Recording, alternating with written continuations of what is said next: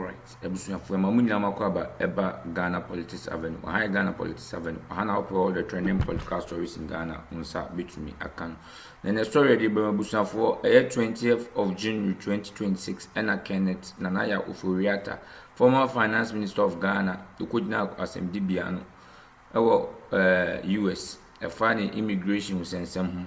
Na ye na immigration lawyer bako US abetudwa na esi wo court ekwanya ye file so a na yi ni case na omo tie ni in camera ene kwadu edabo no ni postpone date ni de kan ni na o de abetudwa no wachichim de court so court o de si ye ni de man kwan ni ama no kwan de jinjasha to so de afa jinjasha to so de university grant and university grant o de chichimu ni na abetudwa o join news so na sante chemu we afina o de buy no afina ensa kan so wani ni ahwefo meche ai Ghana Politics Avenue mumi enko ni nkuti video ni ba de ju bia no ye de be mamone ni mo so ahye.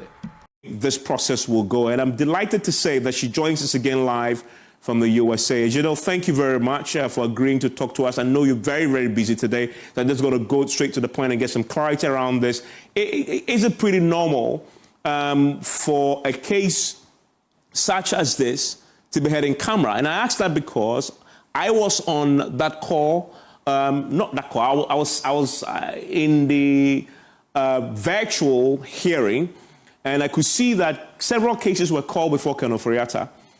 And yet, when his case was called, he gets the judge to agree to hear his case in private. Explain to me what's happening there. Is this pretty normal? Okay. All right. So first of all, thank you so much for having me on your program this evening. And I'm sorry, the sun is setting right now in the US. It's coming right through my window. Okay. So first of all, generally in immigration proceedings, most immigration proceedings are open to the public. Okay, so as you have just stated yourself, all the prior cases that were called before Mr. Ofori Atta's case, they were open to the public. You could see what was going on. However, when his case came up, his lawyers requested for an in-camera hearing. Basically, in-camera hearings are private hearings where only the respondent, his attorney, and then also the attorneys for the government and the judge are the only ones that are present. It's typical in cases where privacy is considered necessary. Sometimes there are sensitive issues that are being discussed, or there are issues of national security.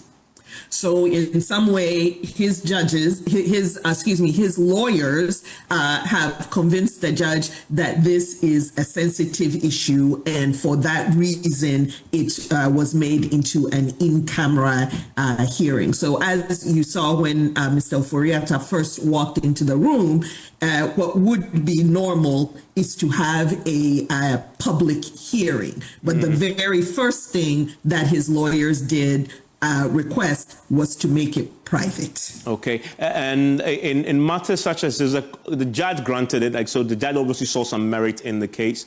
Will the fact that he has an extradition process that's pending, the fact that he's a former finance minister, the fact that he's wanted in Ghana on several criminal charges, will all play into the consideration of the judge in granting this? I believe so. I believe so, because consider this, okay? Typically, the times when these immigration cases have an in-camera, this private hearing, are sometimes when there are cases involving, say, political asylum.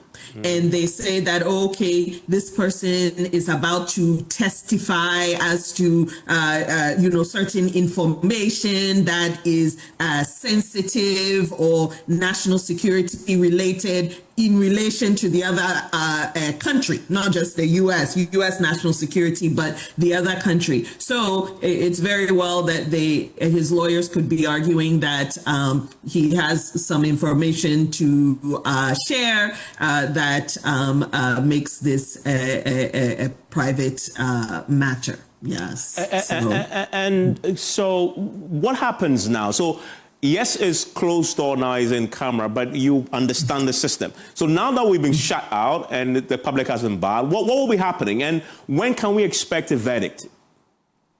Okay, so first of all, to be clear, I know that, it was stated that today was his deportation hearing, but in fact, that's not actually so. What was happening today was a redetermination of his bond hearing is what I got. So essentially, his lawyers had previously requested for him to be released on bond. What his lawyers are trying to do is basically to get him out of detention. He's detained. I'm sure he's very uncomfortable in his current situation, and they just want to get him out. They want him to be able to, return home for the rest of this process instead of essentially being, in detention, as you see him there in his uniform, in the jumpsuit. So the lawyers had previously requested it. It was denied. And so today was a redetermination. So his lawyers are requesting once again for the judge to allow him to be released on bond. So that was what today's hearing was. The other thing is the next step would have been, if we could have been, able to hear, but unfortunately, it's in camera, we couldn't see any further. The next step would have been the master calendar hearing. The master calendar hearing is the hearing where basically the charges against him are brought. And I'm talking about immigration charges. The immigration charges against him are brought. We are not getting into criminal issue or the extradition, but just this idea of you are a citizen of Ghana. Basically they state the fact you are a citizen of Ghana, not the United States. You entered the United States with a visitor's visa on XX date. Okay, on such and such a date, your visa was revoked by the United States government, therefore you should have left. So it's basically at that point that his lawyers will state their defense, which is, why is it that he is remaining in the United States beyond when his visa had been revoked? So that is different from the actual, what's called the hearing on the merits. The hearing on the merits, that's when you can call in witnesses, right? Call in witnesses and bring in evidence and all this sort of stuff. Today's hearing was simply to, request bond. They want him to get out. And then secondly, just for the Immigration Trial Council to state that you are here beyond the term on your visa, and for his lawyers to state why he's there. Indeed, that is a very important clarity, and it's good to talk to an expert, because we listened and we never got the inclination that this was actually a rehearing of a previously applied process that has been rejected, which is that the lawyers, as you're clarifying, I wanted to restate this because none of us got this, that from the audios we sent you that you heard, it's clear to you that the lawyers had applied for Ofori Atta to be released on bond, I think he says, and that must have been rejected. And so today was to rehear that application. Is that what it is? That is correct. Okay. That is correct. So at this point, we are not even to the judge's determination on his ability to remain in the United States. At this point, his lawyers. His lawyers just want him to get out of detention. Okay. They are unhappy about the fact that their client is essentially being held in detention. And another thing I need to clarify now that you mentioned that, the fact that this application to get him out of detention whilst the process continues had been rejected the first time. Does that play into the, can we assume that it may make it a bit more difficult to get it granted this time, or it doesn't matter? Well, and, unfortunately, with this in-camera hearing, I didn't have the benefit of hearing his lawyer's argument, hearing what the DHS, Homeland Security, Department of Homeland Security Counsel said, or what the judge said. So a lot of this, honestly, is just speculation. But I suspect that the DHS, the government side lawyer, may state that it's a possibility that he's a flight risk. Okay, that if they let him out of detention, they may ask, what will happen? What if he doesn't, come back for future hearings? But, in a way, this is a form of legal chess, so to speak. Then I'm sure his lawyers would come back and, hey, this is the whole point. He's trying to stay here in the United States, right? He's not trying to go back to his home country of Ghana. So why would he be a flight risk? He's trying to remain. And I'm assuming then if the first time was rejected, will they require exculpatory evidence to get it reheard? Because first case was made, rejected, you're coming back for a second one. Does that presume that they may have an additional information that were not, in their initial application that they want a judge to consider? Yes, certainly. In order to even request this reapplication for the bond, they would need to have some new evidence to show the judge. Obviously, I don't know when the first request for bond was made. I suspect it was probably made as soon as possible after he was taken into custody in the first place. They don't want their clients in, an uncomfortable place such as a U.S. detention center. In fact, right before the hearing went private, what I heard is that his lawyers had mentioned that they want the decision on bond as soon as humanly possible. Okay. So they were pushing because they want him to get out of detention as soon as possible. Okay, and give me what you see there. We see the way he's dressed. Is that the standard way for dressing for people in, or this is his own attire, or this is a prison, or this is a detainee attire? What is it? Oh, it would be detainee attire. It would be standard issued detainee attire. The detainees, they're not in their regular home clothes. So the jumpsuit that he's currently wearing would be standard detainee. Yeah. Okay, and I'm just hearing from the U.S. and the Ghana embassy in the U.S. They actually sent the deputy consular officer to the hearing. He actually was in the courtroom present in person, was also asked to leave. They're just telling us that the case has now been adjourned to the 26th of April, I believe. Correct? 26th of April, I believe. I'm just hearing this in my ear now, that they've confirmed that this is being sent to the 26th of April. Can you please confirm that? Not you, Janelle. 27th April. 27th April at 1 p.m. And that is the next hearing, 27th April at 1 p.m., confirmed by our ambassador, who's just been running us and telling us what the consular officer had returned to say. What do you read into that? What do you read into that, Janelle?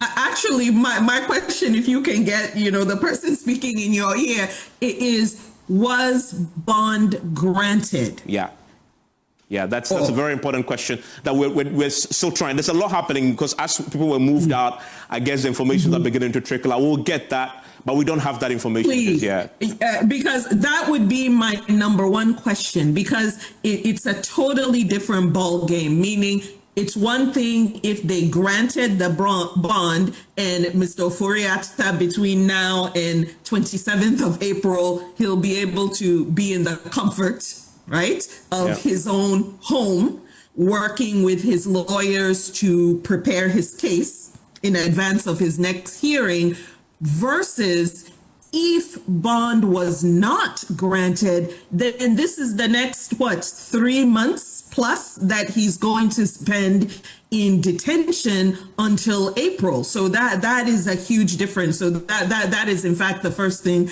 I would want to know is, has he been granted bond? Will he have to spend the next 3 months in detention, or will he be going home to await his next hearing date? But what is clear from this conversation is that once this is heard, then you now actually go to the actual substance of the immigration offenses against him. We are in this for a long haul. This is not something that's going to be wrapped up in the next few weeks.